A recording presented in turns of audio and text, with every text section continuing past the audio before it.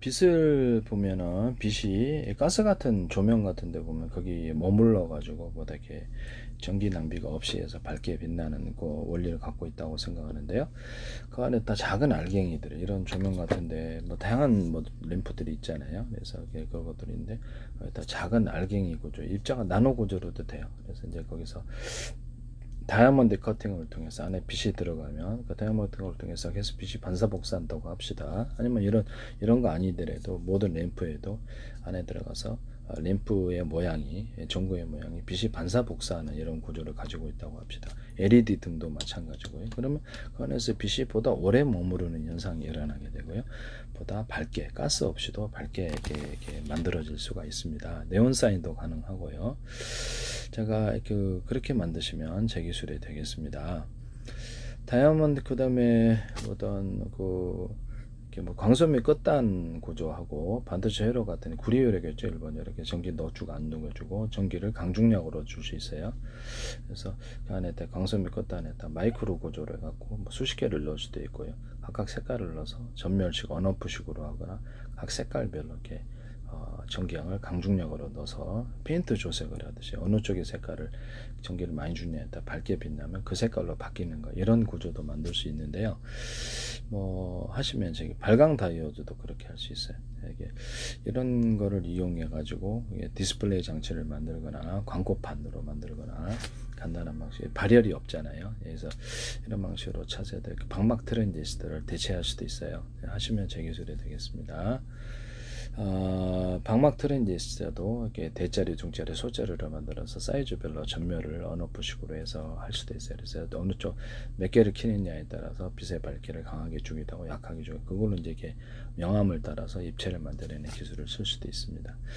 이런 반도체 방막 트랜지스터와 PM 반도체에도 전기를 강중량으로 넣어주거나 펠티어 소자에서도 전기량을 강중량으로 넣어주는 기술을 쓰시면 제 기술이 되겠습니다. 매우 중요한 기술이에요. 삼성에서도 쓰지 마세요. 그 다음에 이런 백열 그러니까 발광 다이오드도 40개짜리다. 그럼 20개만 튼지 10개만 30개만 튼지 이렇게 빛의 밝기를 틀리게 할 수도 있고요. 그 다음에 이렇게 LED 전구 등도 마찬가지고 램프 방식도 이렇게 하시면 제 기술이 돼. 그것도 각 전구의 전기량을 강중량으로 넣어주거나 전기의 사이즈, 빛의 사이즈를 대중소로 만들어 융합빛으로 만들어서 보다 밝은 빛이 일어납니다. 이것은 자동차 전조등에도 할 수 있고 하시면 되겠습니다. 색깔을 넣어서 어느 쪽의 색깔이 밝느냐에 따라서 페인트 조세가 빛의 색깔을 틀리게 만들어 놓을 수 있습니다.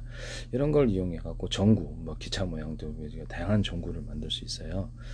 전구, 기차 모양 전구, 뭐 이게 자전거 모양 전구, 전부 자동차 모양 전구, 온갖 종류의 인형 모양의 전구, 가스가 없으니까 발광 도료로도 만들어 놓거나 광섬유 끝단으로 만들어 놓거나 크리스마스 추리처럼 작은 전구 그것도 만들어 가지고 그걸로도 아주 작게 만들어 갖고 이렇게 동일하게 크리스마스 전구를 아주 미세한 구조로 만들어 가지고 이렇게 할 수도 있어요. 크리스마스 전구를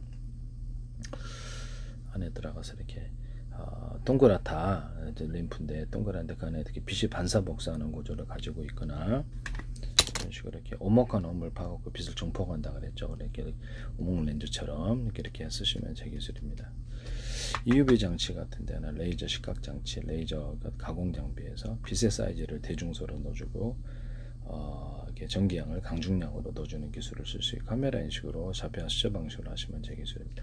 이따가도 이렇게 오목한 홈을 파서 빛을 증폭하는 구조를 가지고나 다이아몬드 커팅을 통해서 카메라 렌즈 같은 데 가능하겠죠. 여러 각도에서 들어오는 빛을 증폭하는 기술을 씁니다. EUV 장치에서도 가능하고, 그러면 EUV 장치에서 이렇게 오목한 홈을 봐갖고 빛을 증폭하거나 다이아몬드 커팅을 통해서 빛을 계속 반사복사 시키거나, 또는 이런 큰 볼록 렌즈가 있다면 볼록 렌즈를 이렇게 작은 볼록 렌즈를 만들어서 여기서 빛을 집중하는 이런 방식을 사용하거나 빛의 사이즈를 대중소로 만들어 놓으시면 제 기술입니다.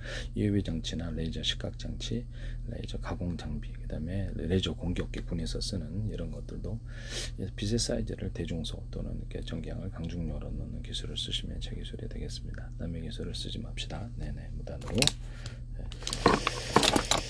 지적재산권은 운영사를 갖고 있고요. 외국에 팔았을 때 문제가 됩니다. 만약에 무단으로 이렇게 어떤 특정 기업에서 했을 때 나중에 엄청난 거액을 맞고 파산할 수도 있으니까 조심하세요. 제 기술을 많이 무단으로 쓴 만큼 그렇게 후에도 막금하게 될 수 있다. 이런 것을 말씀을 드립니다. 지적재산권은 민영사를 법적으로 위반을 해서는 안 된다는 뜻입니다. 그래서 물건을 팔 때도 욕심은 나시겠지만 제 기술을 무단으로 했을 때 이것이 위반은 제 기술을 무단으로 몇십 개 갖다 썼다 그러면 나중에 이게 어떤 특정 국가에 사갔을 때 이게 파산을 크게 맞이할 수도 있다라는 것.